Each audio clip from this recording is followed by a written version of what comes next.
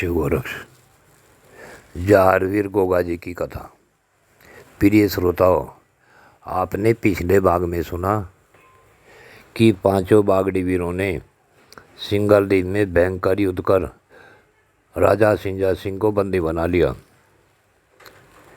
तथा गुरु गोरक्षनाथ जी की शरण में जब राजा सिंजा सिंह ने अपनी हार स्वीकार की तब उसे उसके दरबार में जाने की आज्ञा मिली। अब इससे आगे की कथा जारवीर गोगा जी की कथा के इस भाग 39 में सुने।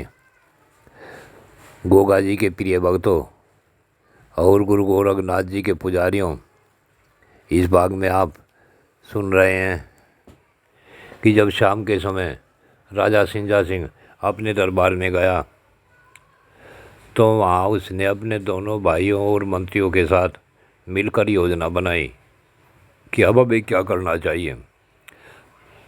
तो राजा सिंजा सिंह के छोटे एक भाई ने बताया कि जब युद्ध चल रहा था तो मैं महल की छत के ऊपर चढ़कर उस बागड़ी वीर का युद्ध देख रहा था। उसके हाथ में जो हथियार घूम रहा था वह हथियार कौन सा है हम यह भी नहीं जानते।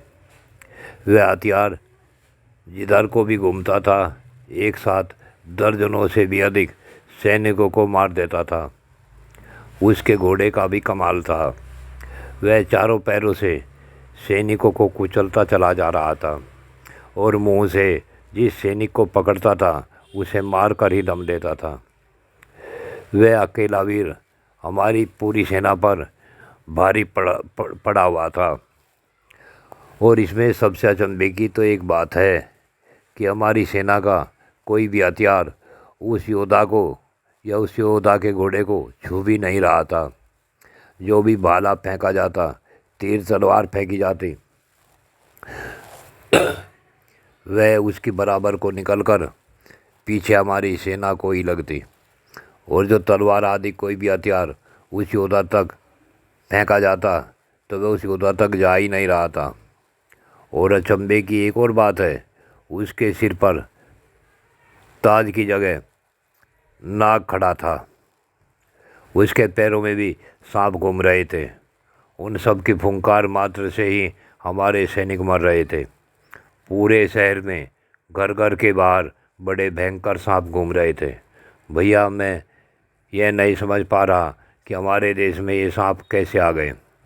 जब हमारे गुरु झिलमिल जोगी ने सांपों पर बंधन कर रखा था तो फिर इतने सारे सांप हमारे देश में कहाँ से आ गए। हमारे गुरुजी की माया का क्या हुआ। और इन बागड़ियों के साथ जो महात्मा है, क्या उसके पास हमारे गुरु से भी अधिक जादू या माया है। अब जब हम हार ही गए हैं तो हमें किसी प्रकार का षड्यंत्र नहीं करना चाहिए। और सीरियल भी तो बागड़ जाने की ही बातें करती है। जब मंत्रियों ने भी यही सलाह दी तो राजा ने बारात लेने की तैयारी की और बागड़ वालों का पूरा सम्मान किया। जब सीरियल और गोगा जी का विवाह संपन्न हो गया तो गोगा जी बोले, हम जिसे भी युद्ध में हराते हैं उसके साथ हमारी कुछ शर्तें होती हैं तथा हमारे गुरुदेव हारने वाले को क्षमा करते हैं। अब आप हमारी शर्तें सुने। आपके राजभवन से हमें 3 राजकुमारी और चाहिए। 2 मेरे भाई हैं, अर्जन और सर्जन, और एक हमारी बुआ का यानी कि हमारे पिता की बहन का बेटा है। इन तीनों का विवाह भी राजमहल में रहने वाली राजकुमारियों से ही होगा। और अगली शर्त है कि मेरा एक साथी ब्राह्मण है, एक साथी कश्यप है और एक साथी सफाई कर्मचारी का है।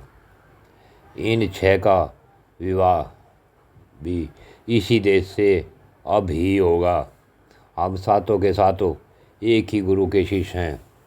आप सब विचार कर लो। हम यहाँ से 7 डोले लेकर ही विदा होंगे। गुरु गोरखनाथ जी ने गोगा जी की बात का समर्थन किया और सहमति जताई तो राजा और उसके भाई सभी सोच में पड़ गए। अब बारात की देखभाल के लिए सैकड़ों आदमी लगा दिए गए तथा 7 डोलों की बात राजमहल के साथ साथ पूरे देश में फैल गई। अब तो सीरियल अपनी सहेलियों के साथ बड़ी प्रसन्न थी तथा राजमहल में रानी के साथ विचार किया गया और प्रीति का विवाह अर्जुन से तथा सर्जन का विवाह हिमानी से, बालकिशन का विवाह निशा नाम की राजकुमारी से किया गया।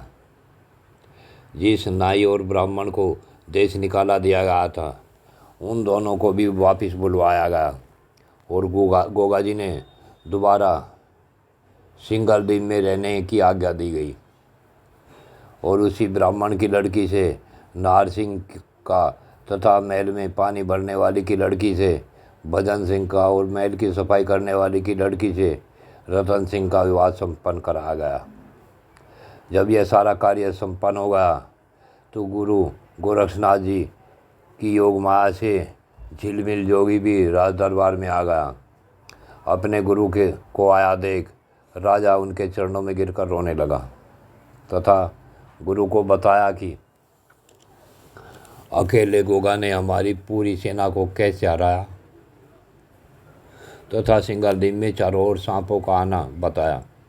तो झिलमिल जोगी तुरंत उठ गुरु गोरक्षनाथ जी के पास गए और दंडवत हो गए तथा अपने द्वारा किया गया सुरक्षा कवच टूटने का दुख प्रदर्शित किया। तब गुरु गोरक्षनाथ जी बोले, हे संत जी, संसार में एक से बढ़कर एक है।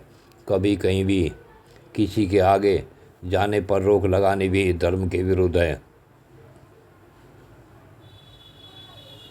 और आज से यहाँ कुछ सर्प मानव रूप में रहेंगे जिससे आगे जाकर यह नाग जाति के नाम से जाने जाएंगे। यह हमारी विद्या के अहंकार, यह अब तुम्हें तुम्हारी विद्या के अहंकार का दंड दिया जाता है। कुछ समय बाद यहाँ नाग जाति ही राज करेगी तथा सिंगलद्वीप का कुछ हिस्सा नाग जाति के नाम से जाना जाएगा। ये सब बातें सुनने के बाद झिलमिल जोगी समझ गया कि ये सब माया तो योगीराज गोरखनाथ जी की है। झिलमिल जोगी गुरु गोरखनाथ जी से विदा ले दरबार में आया तो राजा ने पूछा, है गुरु जी, ये साधु बागड़ वालों के साथ कौन है? क्या उनका जादू आपके जादू से ऊंचा है? तो झिलमिल जोगी बोला, राजन, ये जो साधु इन बागड़ वालों के साथ है ये कोई और नहीं बल्कि साक्षात शिव ही है।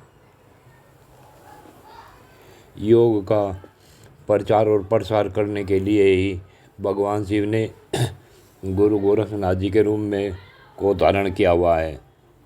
ये अनहोनी को होनी करने में समर्थ हैं। राजा बोले, क्या उनके पास भी कोई जादुई माया है? और जिस वीर का हमारी सीरियल से विवाह हुआ है उसके सिर के ऊपर भगवान शिव की तरह जिंदा नाग रहता है। ये वीर किसका अवतार है? तब झिलमिल जोगी बोले, हे राजन, ये वीर पद्मनाग का अवतार है।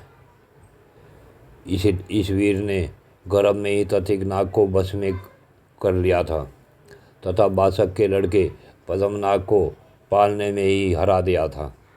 तब से पूरी नाग जाति इस बहादुर को अपना देवता मानती है। भविष्य में यह वीर पूजा जाएगा। अब तो इन सबको विदा करने में ही भलाई है। बागड़ की बारात 7 डोलों के साथ सिंगलद्वीप से विदा हो गई। जय शिव गोरक्ष। आगे की कथा प्रिय श्रोताओं इससे अगले भाग में।